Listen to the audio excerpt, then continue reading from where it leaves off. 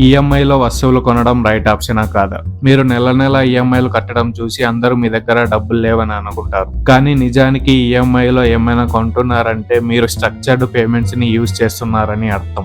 గట్టిగా చెప్పాలంటే బిలీనియర్స్ కూడా ఈఎంఐ ఆప్షన్ అయితే యూజ్ చేస్తారు. ఇక్కడ అసలు మ్యాటర్ ఏంటంటే మీరు ఈఎంఐలో ఏం కొంటున్నారు, ఎందుకు కొంటున్నారు అనేదే అసలు మ్యాటర్.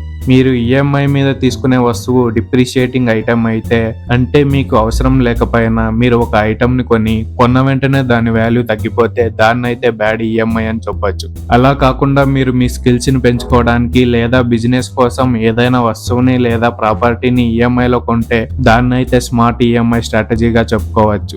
డబ్బు లేకపోవడం ఇంకా ఉన్న డబ్బుని ఈ స్ట్రాటజీతో యూజ్ చేయడం అనేవి రెండు వేరు. ఫైనాన్షియల్ గా మీరున్న పరిస్థితులకి మీకు ఏది కరెక్ట్ గా వర్క్ అవుతుందని తెలుసుకోవడం చాలా తెలివైన పని.